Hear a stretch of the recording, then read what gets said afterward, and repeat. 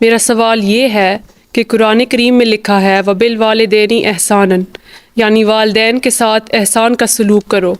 حضور یہ ساری اولاد کے لیے فرض ہے، لیکن جب لڑکی شادی ہو کر کہیں دور چلی جاتی ہے تو وہ اپنا یہ فرض کیسے پورا کر سکتی ہے؟ جزاکم اللہ۔ احسان کرو کا مطلب یہ تو نہیں ہے کہ قریب رہ کے احسان کیا جا سکتا ہے۔ والدین سے احسان کا سلوک کرو، جب بھی تمہارا ان سے رابطہ ہو، واسطہ ہو، ان کی خدمت کرو۔ جب آؤ ان کو ملنے کے لیے، ان کے لیے تحفے لے کے آؤ، گھر آؤ تو ان سے اچھے اخلاق سے ملو، ان کی خدمت کرو جب جتنا موقع تمہیں ملتا ہے۔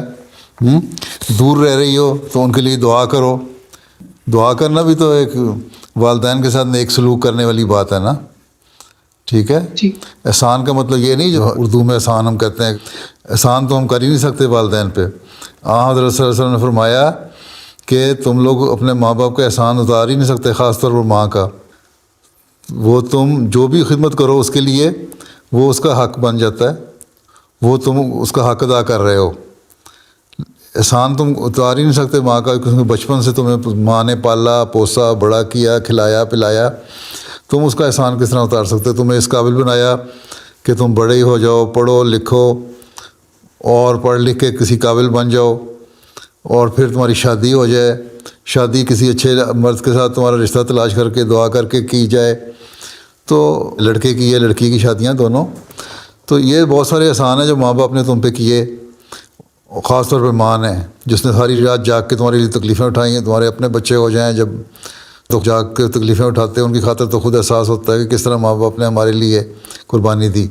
تو جو ماں باپ نے یہ قربانی دی خاص طور پہ ماں نے، تو پھر احسان تو ماں کا ہے ہمارے پہ ہمیشہ، ہمارا تو کوئی احسان نہیں۔ احسان کا مطلب یہاں یہ ہے کہ ان سے نیک سلوک کرو۔ اگر تمہیں کوئی بات بری بھی لگے تو اف نہ کہو، ٹھیک ہے؟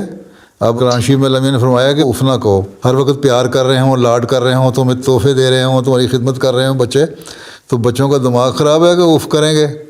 اف تو تبھی ہوتا ہے نا جب کوئی بری بات لگے ماں باپ کی، تب بھی اللہ نے کہا اف نہیں کہنا، ٹھیک ہے؟ ہاں ان سے ہمیشہ اخلاق سے پیش آنا ہے، نیکی کا سلوک کرنا ہے، سوائے شرک کے ہر بات ان کی ماننے کی کوشش کرو۔ اگر وہ کہیں کہ دین کے مطابق نہیں چلنا یا اللہ کا شرک کرنا ہے، وہاں نہیں تم نے بات ماننی، باقی ہر بات ان کی مانو، ان سے اچھے اخلاق سے پیش آؤ، ان سے نرمی سے پیش آؤ، ان کی خدمت کرو۔ یہ ہے مطلب احسان کا، ٹھیک ہے؟ یہ مطلب نہیں ہے کہ سارا دن ان کی خدمت کرتے رہو۔ بیٹے کون سی خدمت کرتے ہیں؟ بیٹے بھی تو اپنی بیویوں کو لے کے علیحدہ ہو جاتے ہیں۔ قرآن شریف میں تو یہ بھی لکھا ہوا ہے کہ شادیاں ہو جائیں تو بیٹے بھی اپنا گھر علیحدہ کر لیں۔ اللہ تعالیٰ نے فرمایا نا کہ ماں باپ کے گھر جا کے کھانا کھاؤ، فلاں کے جاؤ فلاں کے جاؤ فلاں کے جاؤ، لمبی تفصیل ہے۔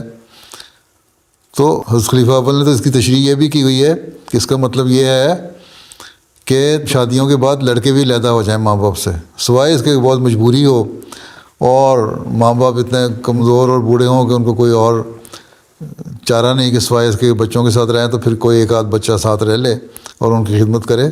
ادروائز سارے بچے مشترکہ طور پر خدمت کرتے ہیں، ان کے لیے دعا کریں، ان کی خدمت کریں، جب ان کے پاس آئیں ان سے نیک سلوک کریں، ان سے اچھی اچھی باتیں کریں اور ان کا دل بہلائیں۔ یہی احسان ہے، یہی احسان نہیں بلکہ خدمت ہے۔ احسان تو اتارا ہی نہیں جا سکتا۔